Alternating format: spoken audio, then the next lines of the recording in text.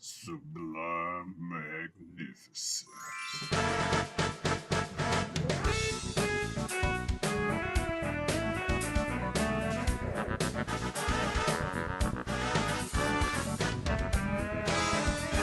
Hey guys, you know who it is, what's going on, when it's happening, where it's at, and why we're here today. How you doing? It is I, the Sublimely Magnificent Big Guy with himself, Omari Elefeo Grande on YouTube, back with another episode of This Guy Hasn't Seen, and as usual, I am joined by my co-host and runner-mate, one of my best friends in the world, El Director himself, Bill Smith. Hey, Omari, thank you so much for having me back. As always, love being here, love doing this thing. It is one of my favorite things, getting to share these movies back and forth, getting new things added into my library, being able to comb through my own library and pulling out things from the past and pulling it back out and taking a look at it, re-examining it under this new lens of how I've found myself to watch films after doing this here project with you. Love doing it. Love being in this little movie club we've got going on. Oh, yes, indeed. I've been enjoying it as well, getting these new horizons every week further expanded as I watch things and search, through the oceans of reality and entertainment. Yes, I didn't want to go too far into our analogy for the other show. That said, this week we are watching a movie that you have brought to me from 1988, I believe. It is They Live. They Live from 1988, rated R. They influence our decisions without us knowing it. They numb our senses without us feeling it. They control our lives without us realizing it. They live. It is written and directed by John Carpenter. Once again, follow up from our film last week, Escape from New York. And it stars, of course, Keith David, Meg Foster, and Roddy Piper. Omari. Not gonna. Oh, okay. Oh, brother. Omari, brother. This film, brother. Yeah. It stars the rowdy one, the Roddy Piper. Why? Why? Have you never seen They Live? Honest with you, I didn't know. I didn't. I'm gonna be honest. I don't have to gimmick at the moment, but I didn't know. Okay, I didn't know that it had Roddy Piper in it. If you would have Okay, told me the okay, title "They Live," I would have just assumed that it was about vampires. Because I still assumed it was about vampires. When you told me Roddy Piper was in this movie, I was like, Roddy Vampire was it? Oh, sorry, Roddy Piper was in a vampire movie. What? I don't know. They okay, live. Sounds like okay, some undead stuff. okay. Macho Bill is okay, is okay. Some would say that being a wrestling fan, yeah, you should know Roddy Piper and They Live. But I'm not I'm not gonna be one of those guys today. Yeah. Roddy wasn't Macho Bill wrestling is when a I started reasonable man. watching.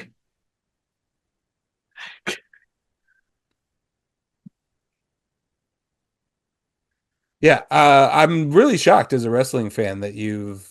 Yeah, Roddy wasn't still wrestling when I started watching. But come on now, he's Roddy Piper. He was still wrestling. He appeared on WCW. Okay, in WWE when I started watching because it was definitely like I came in what 90 like 10 years after this movie?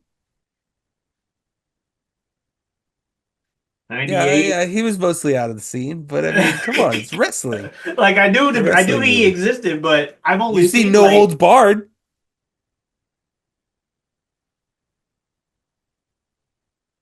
haven't you? We've talked about that.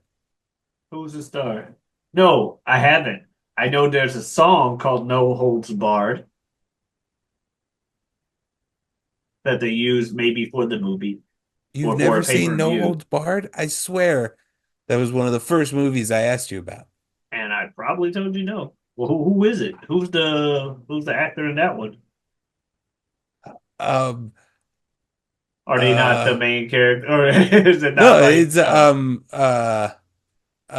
so not to get on too much of a tangent outside of this film, but kind of loosely associated. It's of a very similar time. Um, No Holds Barred. Vince McMahon and Hulk Hogan went into a hotel room with a lot of cocaine and came out one day with a movie script that Vince McMahon entirely self-funded, and it is called No Holds Barred, I have starring Hulk not seen Hogan. this movie. No. I have I can not. almost I feel guarantee like you've you seen I feel several like things you from this I feel movie. like you gave that same spiel. I feel like I've heard that spiel from you before. Or that like, TV pitch or whatever. Vince McMahon and Hulk Hogan go in a room with a bunch of cocaine and come out with a script that Vince McMahon himself wrote called No Holds Barred. Like I feel like I've heard that part word for word. And both times was like, no, I haven't seen it. But Okay. yeah. Okay. Um, Well, good to know for this the is future. They Live. Anyway, this is They Live. We're tangenty tonight. Um, Yeah, it is co-sign starring that. Roddy Piper, Keith David. I saw this. Um, this went in, and honestly, to be fair, this really didn't even come into my eyeballs through a wrestling fan's lens, although I knew it existed. I knew of it starring Roddy Piper, and that it was just kind of like an 80s action film. Um, but it was a little bit of a smoke den movie, you know what I'm saying?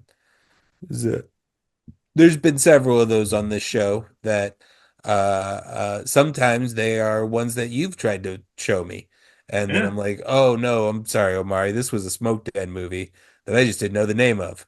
Um, this is probably one of those for me. Maybe I saw it before that on like cable TV at some point, but my real memories are of seeing it maybe two times with some folks and just kind of oh, let's put on this trippy movie, this crazy movie kind of thing. Oh man, talks about social, it's a very like let's put this on and talk about how bad the system is. Yeah. Yeah, kind Yeah. of It was thing. definitely not the vibe that I thought it was going to be. That's for sure. At least not Right. Yeah, entirely. let's go into what you were expecting. You Yeah. already said kind of horror film. Yeah, I was expecting it to be a horror film. I was like, well, I guess we're not done with Halloween month after all.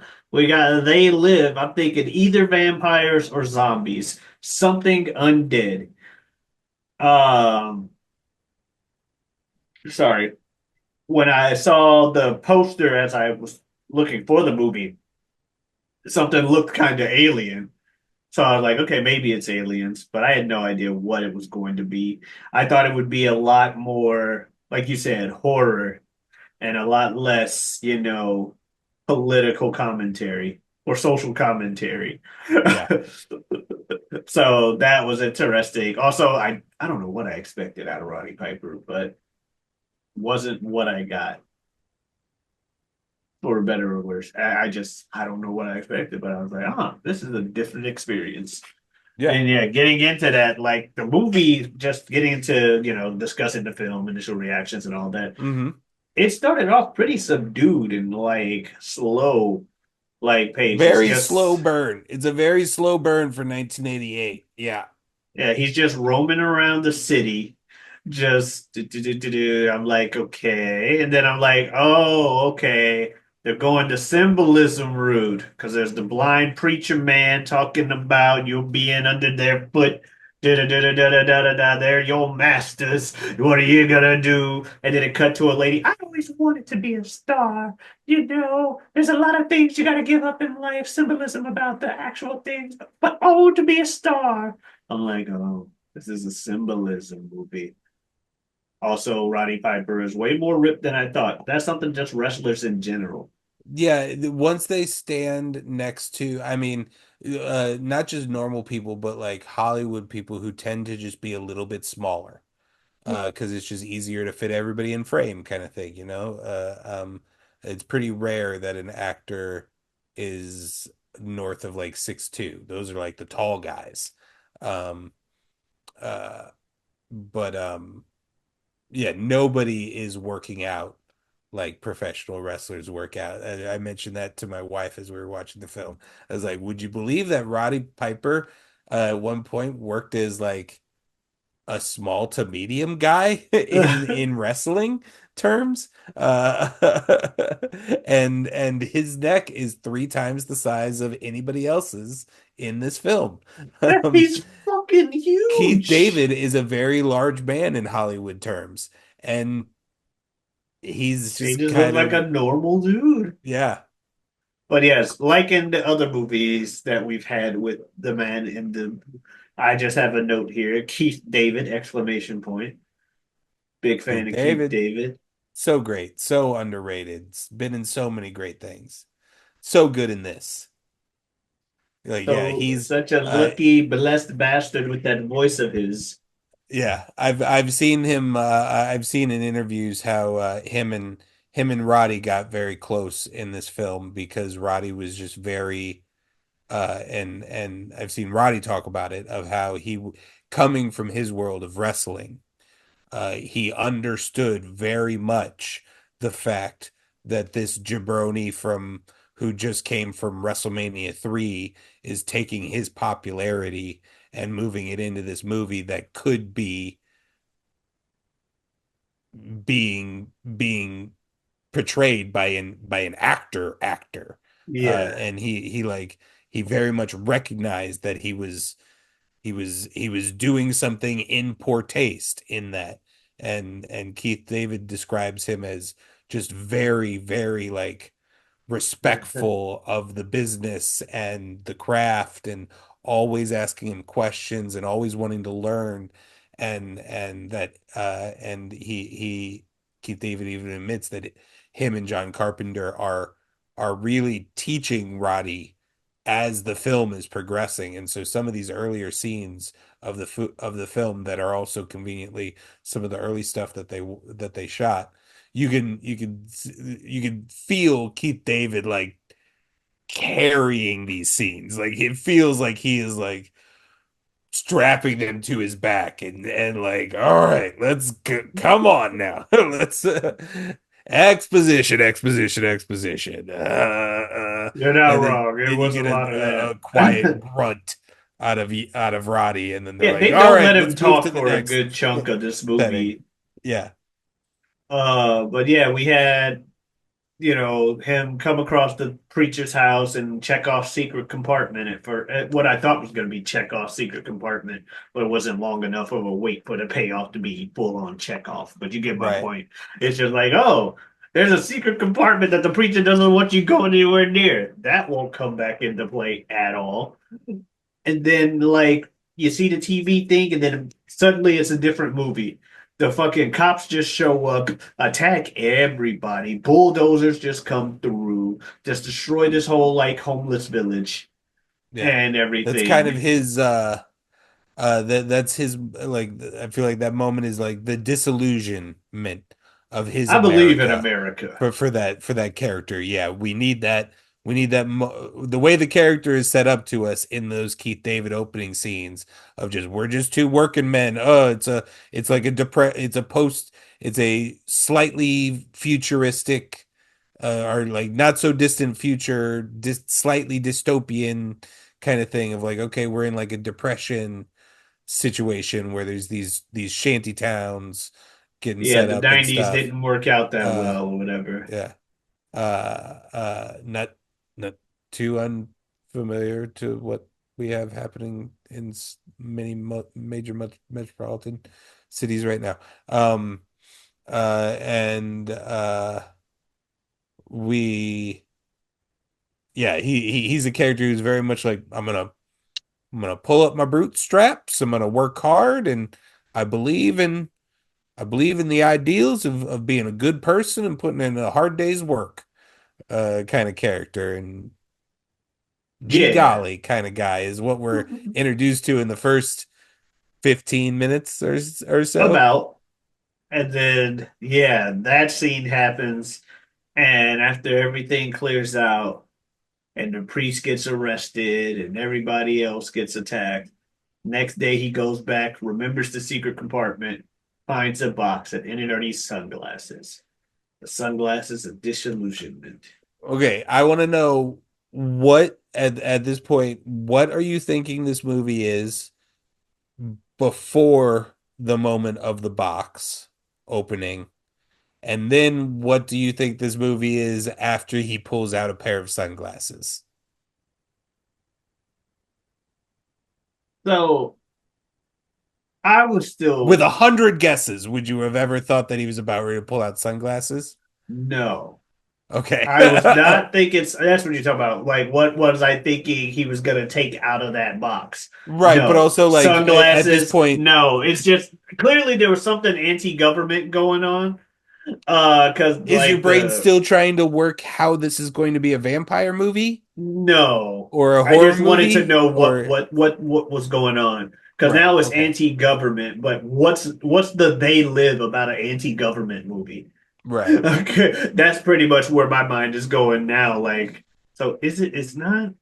I don't think it's about vampires or anything. But when he puts on the glasses, I'm like fully on. Like, okay, it's full on anti-government. But it's like these creatures. Are they infected? Are they aliens? Turned out to be the latter. Um, but it pretty much came down to just being like either lizard people or aliens at that point. Once that once you start seeing their faces, like, is it that they live? It's like lizard people are real, damn it. I told you. Or it's aliens or whatever. But yeah, the movie takes the darker turn where it's like everything, just kind of a big message about how everything is engineered to tell you how you're supposed to think according to the government because there's secretly a bunch of aliens here to control you. Maybe in real life they're not secretly aliens, they're just actually human beings. But Yeah, I everything think you more the watch metaphor has is just been like your advertising and your media is trying to control you and zombify you in a state of purchase, consume, purchase, obey, consume, sleep. reproduce, purchase, Obey, sleep. consume. Yeah. Stay sleep. Don't wake up. If you wake up, you will be awoken to things, and we all know nobody likes that these days. Anyway, Woke, woke, woke, uh, woke, woke. We'll get in woka some kind of woka. algorithm now, at least. Yeah, yeah, woka Woke, woka. woke, woke. Breaks into a store. Breaks into a bank or whatever with the gun, and he's just like, because now he's disillusioned and he sees the people. He just starts shooting the aliens. Yeah, well, he kills two cops. He's already killed two cops at Okay, this point. And so yeah, once he kills the two cops, he is very quick to I'll just kill all of them that I see. Here's the new plan. I'm going to kill every single one of them that I see. pretty Very, much. And we get what I'm assuming is the origin of the famous old cliche of "I'm here to kick ass and Oh chew yeah, this bubble is the gum." origin. They are quoting this film. Yeah, we're gonna kick ass and chew bubble gum. I'm all out of bubble gum. It it makes just as little sense there as it does in any other references in the future. I Oh. love it because of that, but I also hate it because of that because it's like, hey, I get the original context, and it's still just as random of a fucking thing to say when you walk into a room, but it But hey, we're works. talking about it. But it works. We're talking about it. It works Yeah. because it starts shooting people. Yep. So that was a funny thing to see. Eventually we get the fucking he meets Holly, and we're like, okay, this is weird because he kidnaps her. Yeah. Played by Meg Foster. Uh which you're like I feel like my brain is like, all right, this bitch has to be an alien. When they only showed her from like the side view at first, That was my thought. But he started to continue to trust her, and he had the sunglasses on at times around her. And so I'm like, okay, I guess she's not. But then he tried to tell her to put the sunglasses on, and she didn't want to. And so I'm like, okay, that's a little weird, but whatever. But then she's like, I'm gonna try to help, and then she throws him out a window. Okay, Best of the I don't best trust her. too. That's where I know her from. Gotcha. She does have one of those faces, like 80s actress face. You know what I mean? Like I see her in a lot of those kind of movies or a lot of similar talents. Um, but yeah, she throws him out a window, and I'm like, so she was working with, so she's a human who's working with the bad guys. Like I stopped trusting her then because she threw him out a window. Like that confirmed any suspicion I had. He didn't think the same way. He finds Keith David, fights him in an alley in a long ass fight scene, which, yeah, I like how they kind of, despite what we were talking about with the size discrepancies and stuff, they still portray Keith David as an equal, if not technically superior in combat to Roddy Piper's character. Yeah, and I know you mentioned that you weren't you never necessarily watch Roddy wrestle. Uh, Roddy Roddy Roddy doesn't lose much. Roddy was one of those wrestlers that was a it don't work for me, brother, kind of guy. Um, uh, Bret Hart pulling the classic counter of the Roddy Piper sleeper into a modified roll-up pin and getting a legitimate 1, 2, 3 on Roddy Piper was like earth-shattering. Um, so yeah, it I think it speaks to how willing Roddy was Yeah. to go into this other craft, um, Yeah. to be They go portrayed as back the and forth. Put on the sunglasses. Fuck yeah. you. Put on I the mean, sunglasses. it is discussed. It is discussed amongst some of the best fight scenes of all time. And it's one of those. It's kind of like an apples and oranges thing. On like it's hard to you can't really compare this to a scene from Ong Bak or something, or Ip Man. Like those two things aren't really comparable, but they are both technically fight scenes. And this is just of trying to depict your two average Joes who are just big beefy dudes and they have a heavy hand that they are going to hurl at a high speed at your face is like their methodology. This has to be one of the best fight scenes of I do like it. that styling.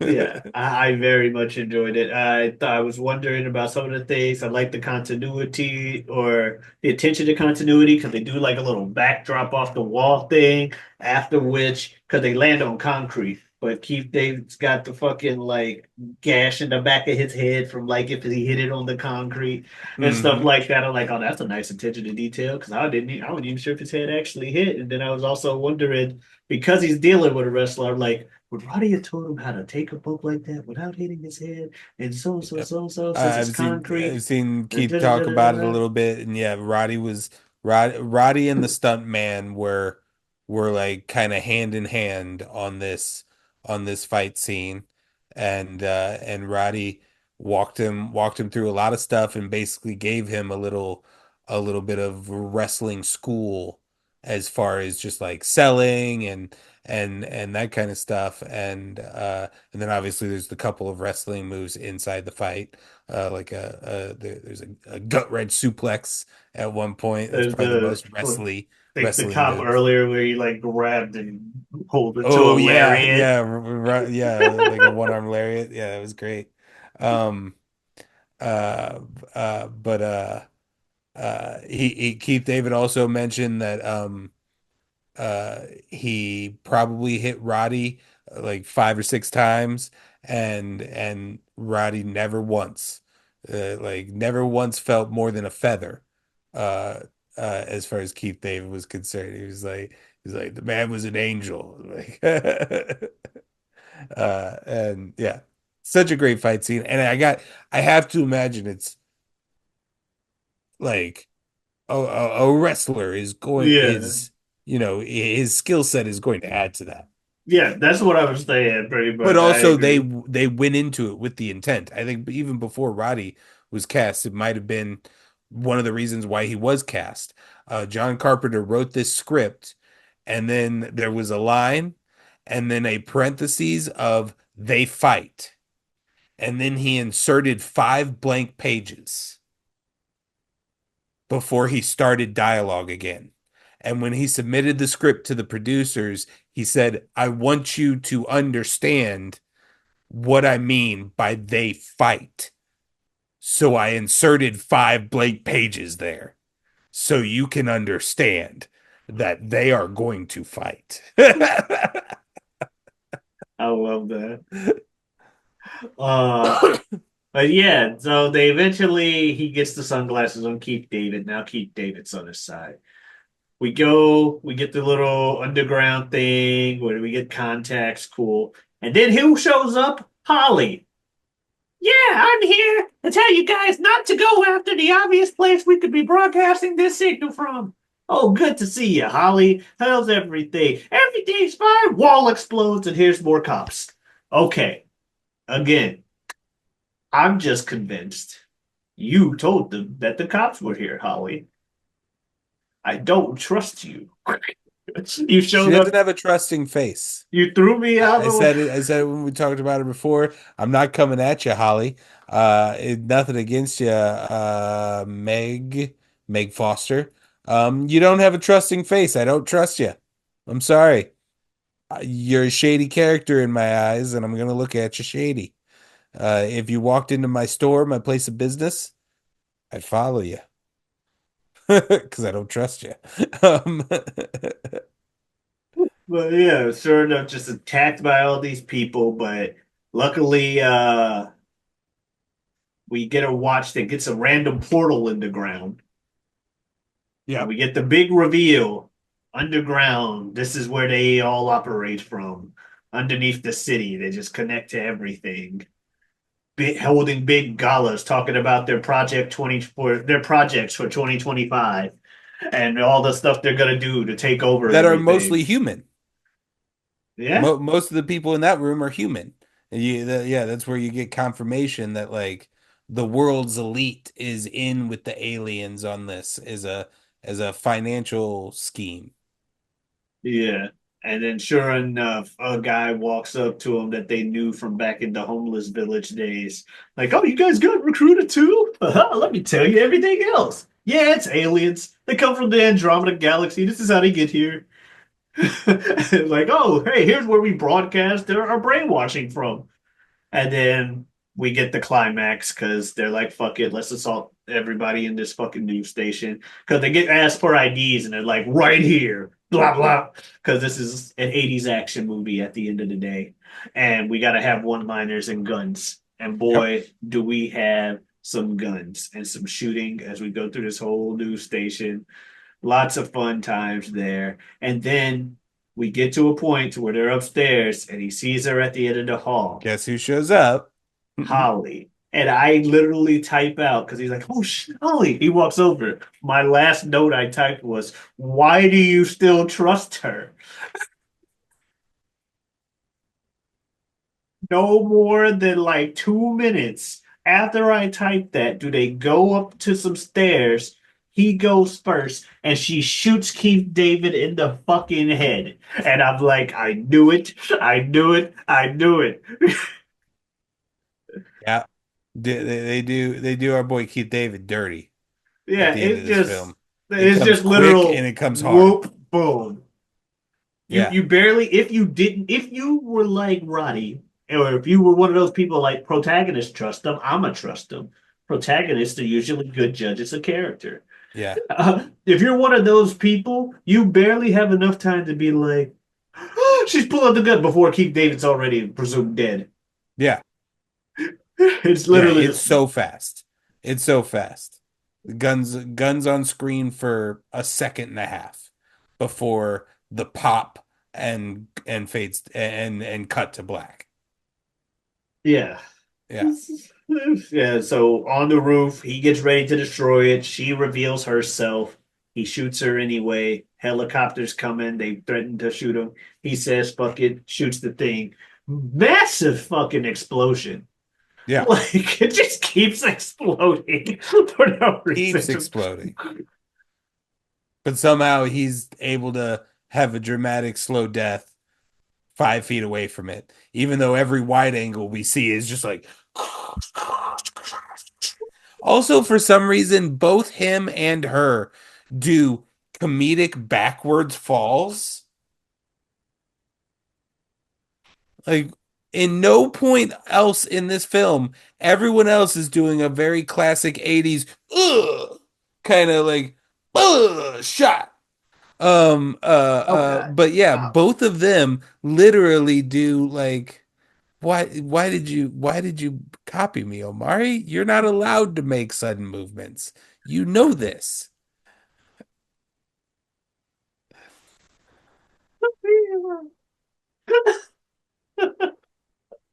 Um yeah. So I agree. Yeah, I agree.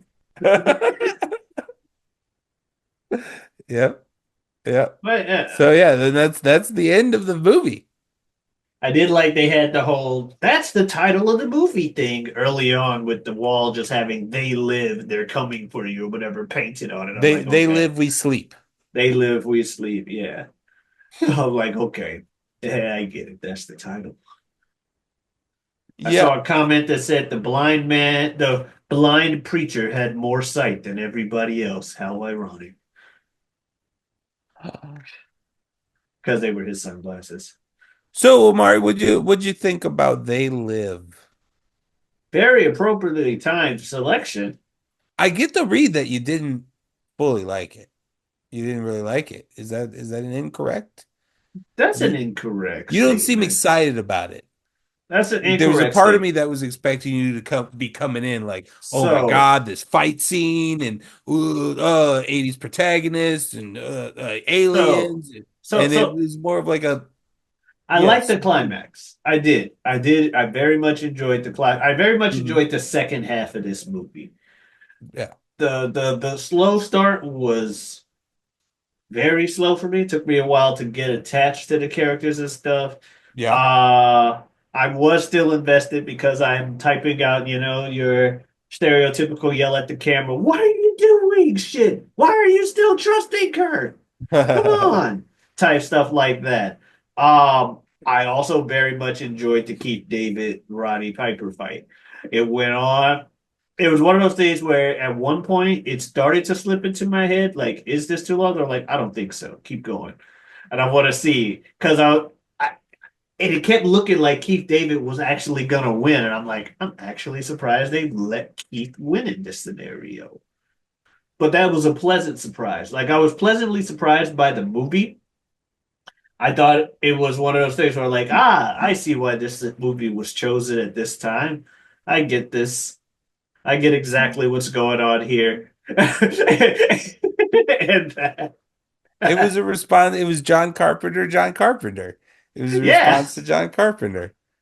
that's To Escape from New York. and no other reason. You're right. But no, that said, it was a good movie.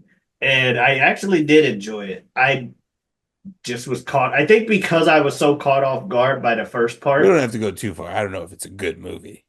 Well,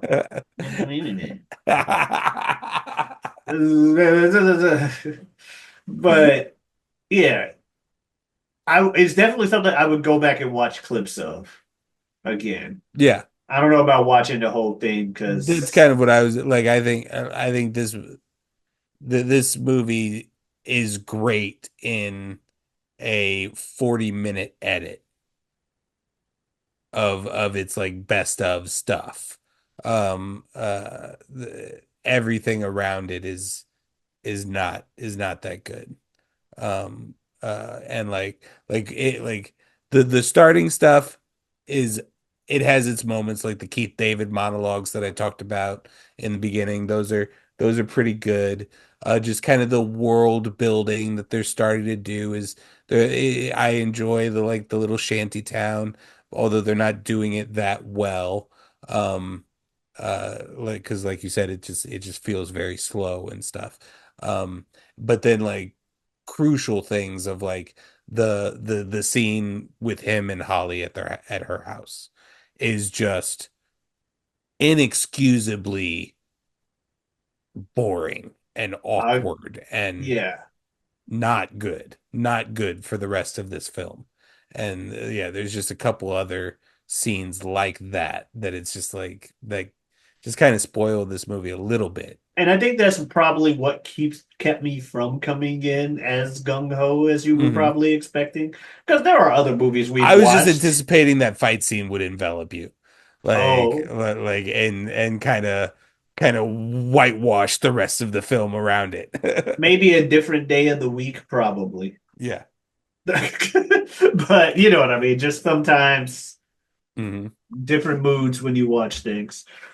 But no, I enjoyed it. Like I think you hit on all the right points about the down things in the movie, the down moments, Yeah. and yeah, how they detract from it. But yeah, that Okay.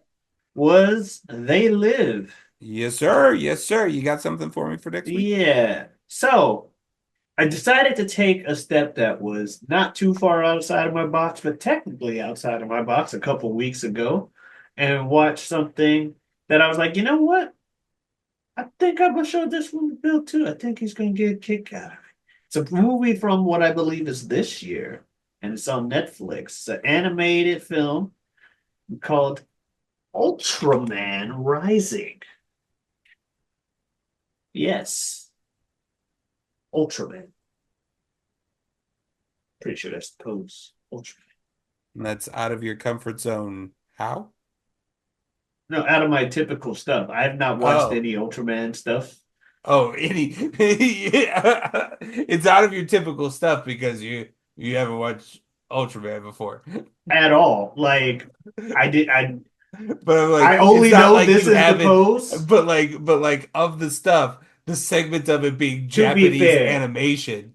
I will get And then you're like, not really in my I'll get further typical. into what I'm saying when we watch it next week. I Okay. have I seen don't even know things if it's in this Japanese animation. genre. I'm just assuming. Yeah, I have seen things in this. It's heavy. There's a lot of the Japan influence. I'm not sure if the animation itself is Japanese either, but Japan. Right. Because the It's a French are very much doing a a lot of the Japan. Japanese looking stuff Yeah, it's too. very And much a Japan movie. yeah. um, but yeah, no, I didn't even know this was the Ultra. I'm not even sure I'm doing this right, but I saw it in the movie a couple weeks ago. So, but yeah, Ultraman. So we're gonna see that, and I'll go further into more what I was talking about when I say this when we go King to in the get toy into it. world. That's Yeah, what I know. It's yeah. like the dolls are if you got some original Japanese of those dolls, ooh, Oh yeah. you got some I scratch did on your know he hands. was a legend, and I knew what he looked like. That was it. All right. I'm uh excited. I've never seen I know of Ultraman, and that's about as far as it goes. So I'm excited. Yeah. All right. So if you want to catch that, obviously follow, subscribe, do all of that on this channel. If you want to catch us every Tuesday, we got this show. On Mondays, we have a show called Mock Draft, where we draft various things, including the Fantasy Wrestling League. That's been kind of our through line to things. New part coming up for that in the coming weeks or so, I'm sure. Yeah, well, no, yeah, it's gonna be coming up very soon here, or it's already come out. Yeah. But by the time this is aired, we'll also be doing through that show. We'll be dropping Feo Grande YouTube Network's top 10 professional wrestlers of 2024. I'm really excited about that episode. So we can get down it's just going to be three wrestling fans getting down to the nitty gritty and figuring out by statistical, completely objective math who is the best wrestler of 2024. I'm excited about it. All right. And let's see what else. Oh yeah, on Wednesdays, got a show with a good friend of mine, good friend of the channel, Super Jazz. Super Jazz. Thank you very much. As nature intended, we talk about just that, whatever we want. And on Saturdays, Bill and I hinted at it earlier in the show. We have a show on that day called You Don't Watch Sports. It's two guys with three topics, help you sprinkle a little information into your casual sports conversation and be your guiding light through the sea that is casual sports talk. I also have a Twitter and Twitch at Giotavi. That is Giotavi. Come on in, stop on by, streaming day 240. What is that? What's 240? 240 days? Who knows? But yeah, we're only like 40 days deep. So we'll see. But yeah, that's all I got to say. You got anything else you want to say to the folks out there, Bill? No, sir. See you next All week. right, we'll see you next week with Ultraman Rising. Adios.